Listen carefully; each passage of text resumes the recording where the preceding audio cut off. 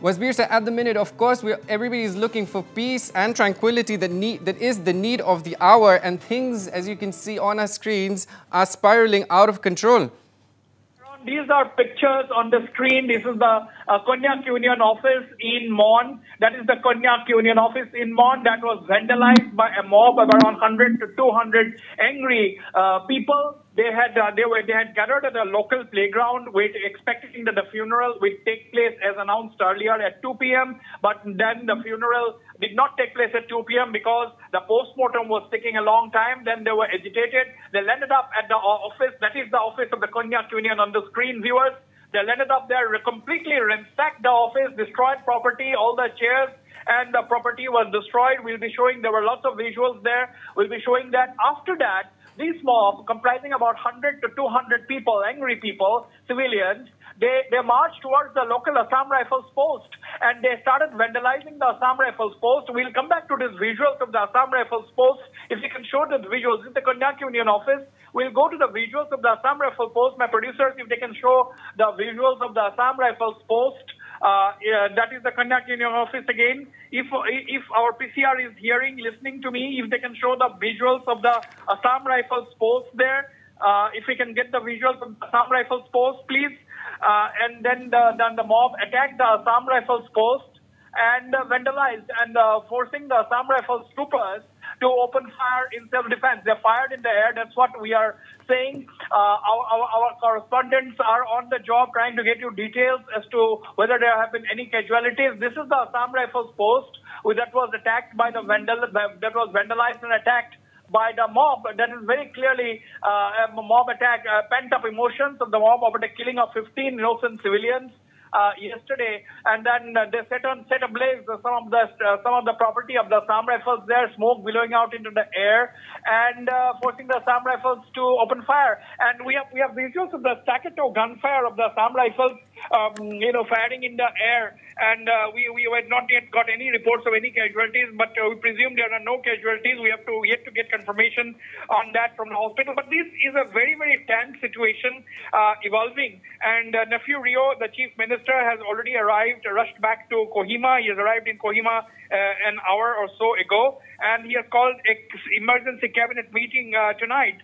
That is what we have been reporting. And incidentally, let me also report another breaking story which has got drowned in this entire sequence of events, is that a local BJP president in Mon district, he has filed a complaint with the state BJP leadership in Nagaland, formal complaint, saying that while he was going to inquire into yesterday's incident of the firing after the first reports of 6 people having been killed in that firing, when he was on way to that place, security forces opened fire at them indiscriminately, leading to the subsequent death of one of his companions. That is what a local BJP leader, local BJP president in the area has complained to the state, lodged a formal complaint to the state BJP leadership. The Nagaland BJP president, Temjen Imna, along the senior cabinet minister, has also spoken to this concerned local BJP president to inquire about what has happened.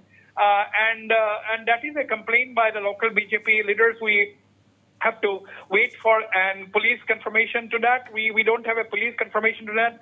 Incidentally, there is no statement from the Nagaland police, who is completely quiet over this entire incident. There is no statement coming from the Nagaland government also, apart from the tweet by Chief Minister Nephew Rio announcing an SIT probe. So this is the situation, Aaron, extremely volatile, as we can see, as these pictures on the screen suggest. Yes, exactly. So, Wasbir, like I said earlier, the situation seems to be spiraling out of control. But what are the options before the authorities at the minute? Aaron, the SIT probe has been announced. Perhaps the government thought that it's going to quieten, that it's going to cool down ruffle feathers, that it's going to cool down the people, but that is not the case. SIT probe is going to take some time, but immediately I think the government is trying to have peace committee meetings, peace meetings between the authorities and the civil society to calm things down. And Chief Minister Nefuria has also appealed for calm already. So these are some of the things that has been taken, and the army statement promising action against those found guilty, official statement coming from the 3 Corps of the Indian Army that is in charge of the area, has also aimed at this direction to promise the people that their justice is going to be delivered. And that is something which the Union Home Minister Amit Shah has also said in his tweet earlier this morning, that he has expressed anguish over the death of the people, and he has promised that justice will prevail, justice will be delivered to the members of the bereaved family through the SIT that has been announced by the Nagaland government. But as of now, things are quite volatile, as this picture suggests, and the only way to roll ahead is for the authorities to engage with the civil society and calm things down. Whether or not that happens, we have to wait and watch, but appeal from everybody, including the channel, is for calm at this very, very critical hour. Exactly, Wasbir. So, you know what, all eyes will be on the crucial cabinet meeting to be chaired by Chief Minister Nefuria shortly. Can we expect a joint appeal by all 60 MLAs calling for calm?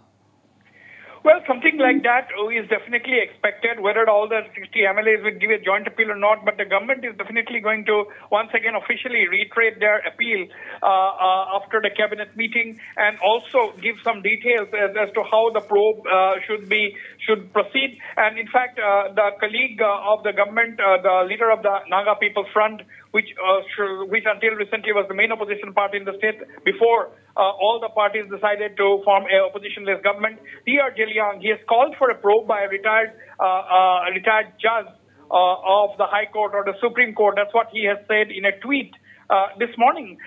So whether or not the government also announces a simultaneous judicial probe, we have to wait and watch. But at this point in time, it is an SIT probe, and the cabinet meeting is going to decide what level of an officer is going to head this SIT probe. All these details will be decided at the cabinet meeting. Maybe the chief minister will also visit the affected areas and talk to the people. That is also a possibility. Or he may dispatch or depute a group of ministers to that area to talk with the concerned people and listen to the demands of the Konyak Union as well as other community leaders of the Konyak people. All right, our editor-in-chief there was Bir Hussain. Thank you so much for your inputs.